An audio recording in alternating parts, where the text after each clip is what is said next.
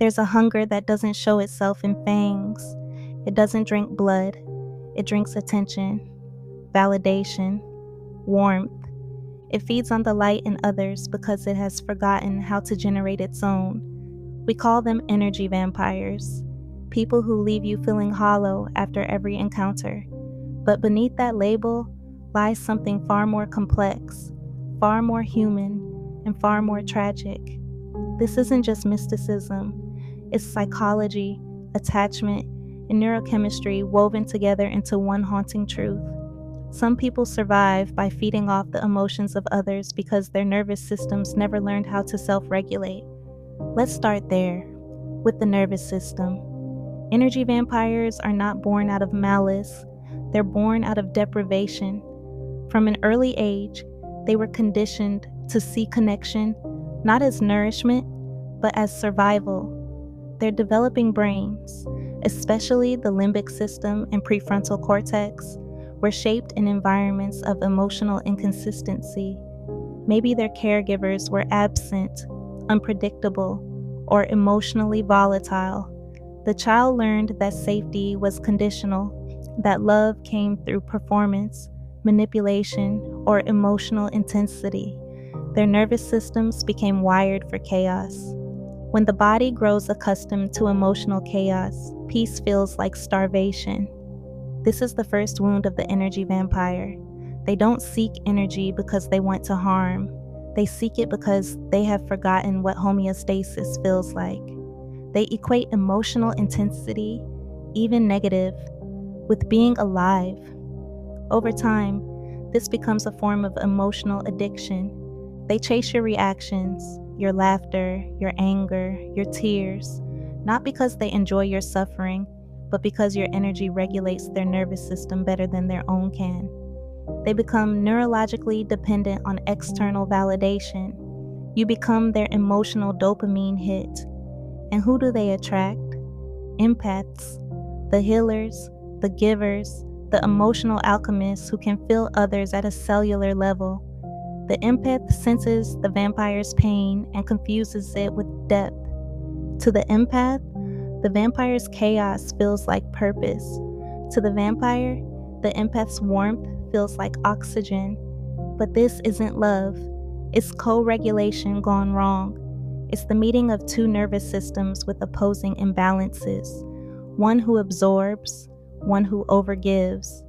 The empath's brain, often conditioned through early hypervigilance, becomes finely tuned to detect emotional shifts in others. It's a skill that once kept them safe. Now, it keeps them trapped. The vampire's brain seeks out this kind of nervous system, intuitively sensing who will feed them most easily. It's a subconscious match, not of romance, but of regulation. The empath begins to lose weight in the soul. Their emotions become heavier, slower. Their energy depletes because it is constantly being read, mirrored, absorbed. Meanwhile, the vampire feels invigorated, more stable, more alive. They start glowing, while the empath starts fading. This is not metaphor. Neurobiologically, the empath's mirror neurons and limbic resonance cause them to sync emotionally with others, often at the expense of their own equilibrium. The vampire, on the other hand, unconsciously entrains to the empath's emotional field to stabilize themselves. It's not magic, it's nervous system entrainment, a dark form of energetic symbiosis. We must speak of their origin with compassion, not judgment. Behind every manipulator is an abandoned child. Behind every attention seeker is a nervous system screaming, "Notice me before I disappear." Many energy vampires develop traits consistent with borderline, narcissistic, or histrionic personality structures, all of which are adaptive responses to emotional neglect or trauma. Their sense of self is fragile, fragmented, dependent on external mirroring. When someone gives them empathy, it doesn't feel safe. It feels like exposure. So they sabotage it, provoke conflict, or drain it dry before it can abandon them. This is emotional vampirism as a trauma reflex, not a calculated evil. They feed because they were never fed. Now let's talk about energy in the feminine sense. The feminine psyche, intuitive, feeling, magnetic, is often the prime target for this dynamic because feminine energy radiates. It draws others in through softness, openness, emotional expression. An unguarded feminine field is like an open flame, beautiful, mesmerizing, but attracting moths that cannot survive the dark. Energy vampires sense that warmth. They see the light and mistake it for supply. They pull, they cling, they love balm, they mirror your soul until you think you found reflection. But what you found is absorption. If you've ever felt spiritually exhausted after being kind, if you've ever felt your aura dim after a conversation, that's not imagination. That's empathic depletion, the nervous system's response to chronic emotional extraction. Empaths and highly sensitive people often experience literal somatic symptoms, headaches, fatigue, brain fog, after interactions with energy vampires. This is the body's way of saying, you're carrying emotions that aren't yours. The only way to end the cycle is through alchemy, the sacred act of turning energy theft into energy mastery. To transmute, one must stop identifying as a victim and start seeing themselves as a vessel. Every emotion you absorb can be metabolized. Every energetic wound can be turned into awareness. Reclaiming your energy begins with nervous system awareness. You learn to notice when you're merging, when your breathing shifts, when your heartbeat synchronizes with someone else's emotions. You bring yourself back into your own body. You ground, you breathe, you separate. It's not about closing off.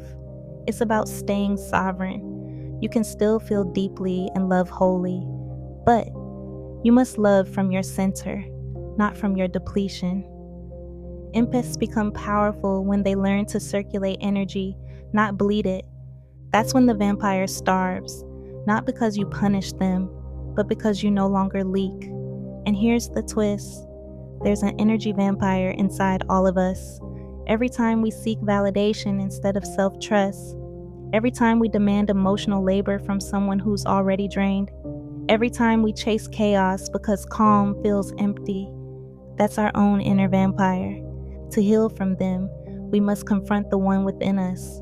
That's shadow integration, where compassion meets accountability. True energetic mastery isn't about cutting cords. It's about owning your side of the cord. Because when you heal your own emotional hunger, no one can ever feed off you again. Thank you for sitting with me tonight in this strange electric silence between psyche and soul. Energy vampires, empaths, trauma bonds. These are not stories of villains and heroes. They are stories of nervous systems seeking safety in the wrong ways.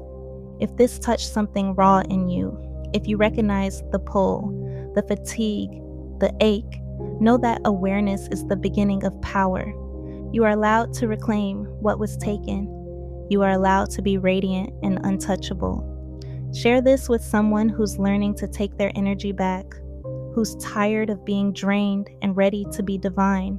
And if you want to keep exploring the dark corners of emotion and the psychology of the soul, stay with me.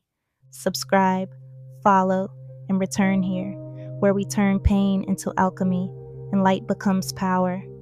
Until next time, protect your field, honor your sensitivity, and remember, your energy is sacred currency.